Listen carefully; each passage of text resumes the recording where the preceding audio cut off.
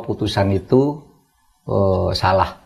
Menurut saya memang salah. Ya. Kalau tidak ada dana mengalir, masa dituduh korupsi itu?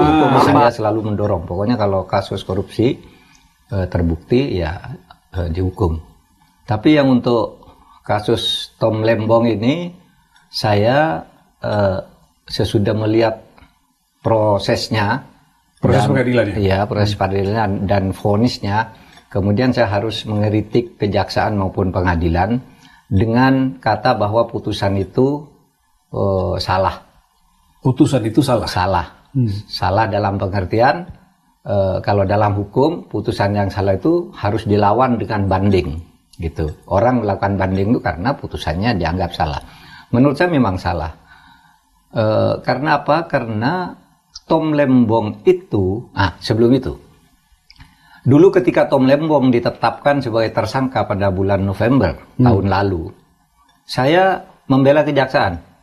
Ketika kejaksaan disudutkan, tidak boleh dong menjadikan seseorang sebagai tersangka itu kalau yang bersangkutan tidak menerima aliran dana dari korupsi yang dituduhkan. Nah, waktu itu saya katakan penersangkaan Tom Lembong, kalau hanya karena dia tidak menerima aliran dana, maka dia bisa ditersangkakan.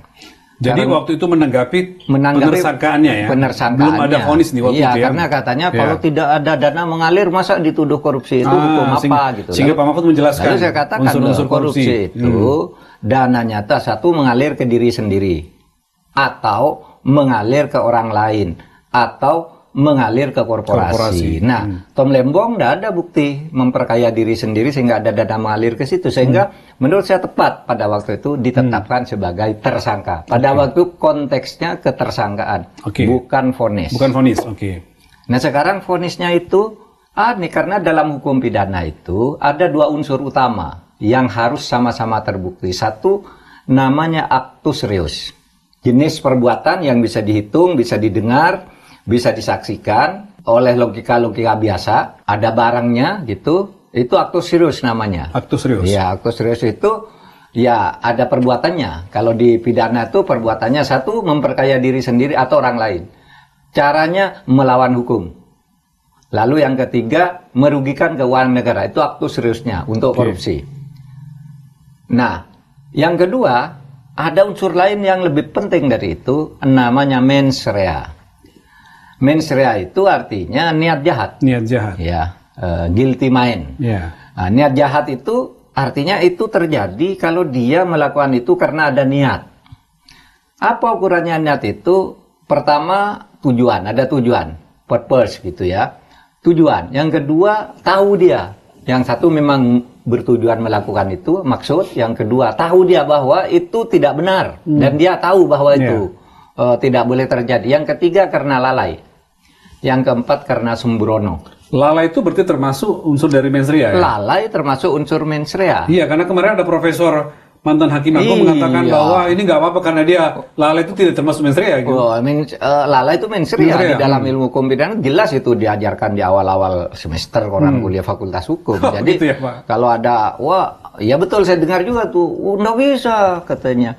Orang dihukum tuh meskipun tidak punya mens rea, kalau lalai bisa katanya. Loh, lalai itu padahal mens rea ya? Mens rea itu lalai itu, empat kelompok lalai itu gitu. Tapi lah itu enggak apa-apa. Nah, kalau tidak ada mens rea kenapa dihukum? Tidak boleh. Dalilnya yang paling dasar itu adalah Ginstraf zonder schuld. Ini bahasa Belanda. Tidak boleh ada pemidanaan kalau tidak ada kesalahan. Kesalahan itu mens rea itu.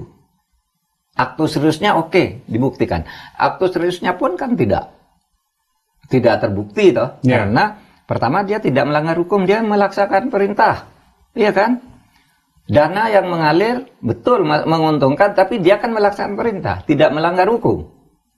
Ada dokumen-dokumen bahwa diperintahkan untuk menangkal kelangkaan gula kan pada waktu itu. Dan ada rapat-rapatnya, ada perintahnya yang tidak dibantah di dalam persidangan, gitu. Nah, oleh sebab itu pun udah salah actus reusnya, apalagi mens reanya. Apalagi kemudian menyebut karena melakukan ekonomi kapitalistik. Nah, itu dia. Nah, kapitalistik itu apa gitu? Kapitalistik itu sebenarnya adalah ide.